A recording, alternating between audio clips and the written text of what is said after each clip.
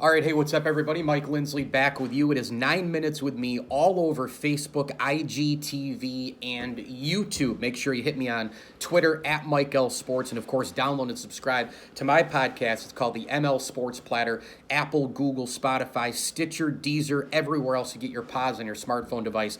Download, subscribe, leave feedback, and a 5-star review. I'm here because it's Fish Friday. It's the best. It smells amazing in here. Come on in to Rosie's Corner. Get your fish sandwich or your dinner.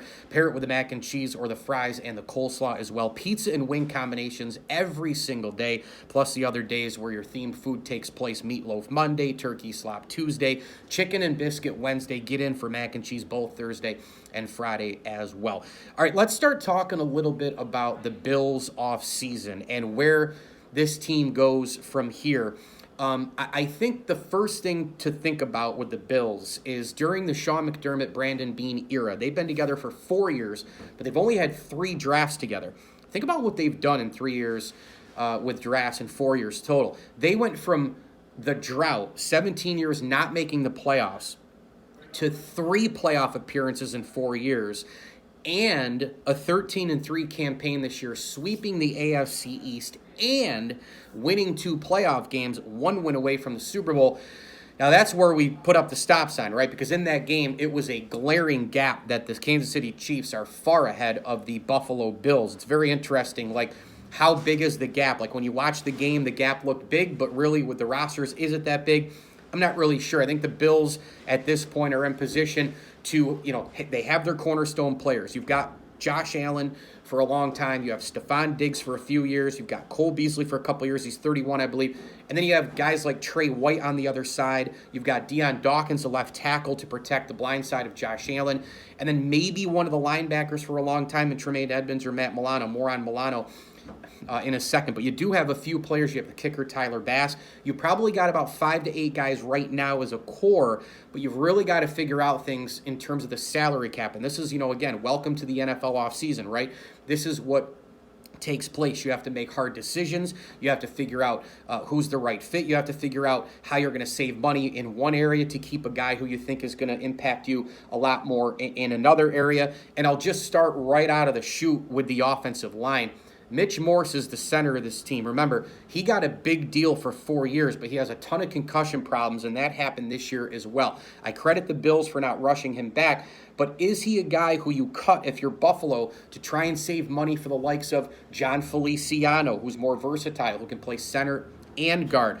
Obviously, you'd have to make Feliciano your center if you cut Morse. You've got to, I think, pay Darrell Williams on the right side of the offense as well. You have Cody Ford coming back. That's just one area to look at. You also have to look at the wide receiver position. John Brown's set to make $9 million in 2021.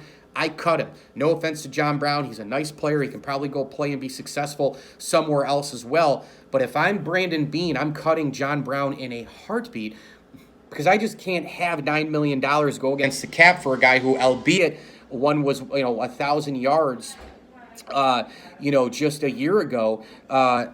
This guy was injured constantly in 2020, and so I would cut him, slide Gabe Davis right in there, and perhaps go out and draft somebody really low in the draft upcoming as an additional wide receiver. The Bills also have to figure out the tight end position. For years and years and years, you can make the argument that the Bills' weakest position on the football field has been tight end. They've had nice players during the Super Bowl era, like the Pete Metzlars of the like and Keith McKellar, but the Bills don't have anywhere near an attacking, versatile, big-time weapon tight end. And you look at Kansas City. Now, granted, Travis Kelce's here and every other tight end's right here, right? But still, it'd be nice to see a gap close a little bit there if the Bills can figure that out. Tyler Kroft, his contract is up. Sayonara to him. You've got Dawson Knox. You really got to figure out if he's the number one guy. He doesn't appear to be that versatile and that yards after the catchy type in terms of a tight end. Lee Smith, he's a good locker room guy, a good blocker, but from an offensive standpoint, you probably need a little bit more there. I would expect the Bills to try and shore up that position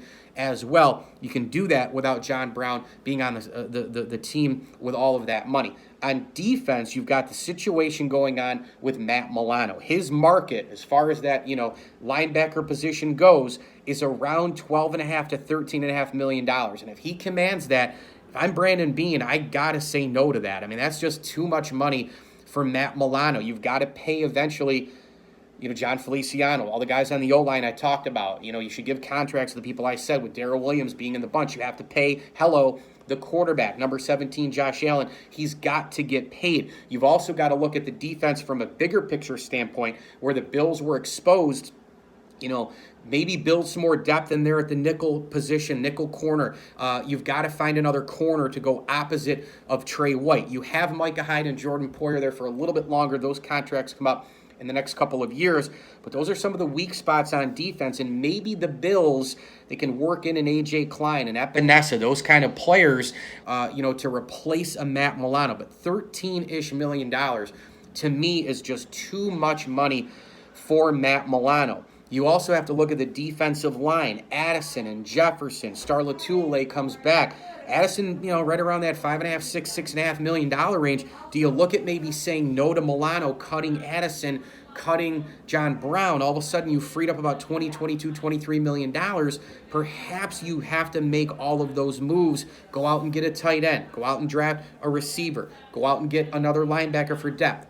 Nickel corner depth. Corner across from Trey White. These are the things Brandon Beane is going to have to shake and bake here. And also, I'll wrap up with this. Back on the offensive side of the football, the Buffalo Bills will have Zach Moss back and Devin Singletary back, but they really were not a factor in the run game all year long. Now, look, they went 13-3 in a pass league.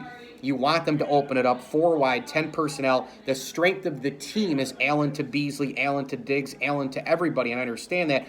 But at some point, do you need a little bit of the run? Sure, I don't think you need 50-50. I think people were kind of losing their minds with that whole argument as the season was going on, and then against Kansas City. Well, hey, maybe it would have been closer if they had run the ball.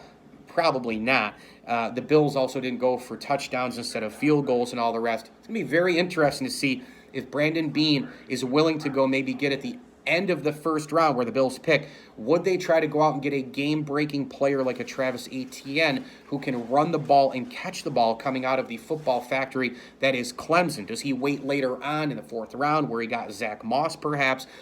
Are they done with Devin Singletary? He had a huge drop in that AFC Championship game. He had fumbleitis at times this season. Are the Bills maybe done with him? I'd be surprised to see the Bills completely cut ties with Devin Singletary, because as we saw in 2020, especially, Brandon Beane and Sean McDermott, they stick with their players. Look at Taron Johnson. This guy was benched, and then he made a huge interception to close the first half against Pittsburgh, and then good night, Irene, the 101-yard interception return against Baltimore in the playoffs. You look at a lot of other players that Beane and McDermott did not give up on make huge strides this year. Klein and Epinesa at times, another couple of examples there.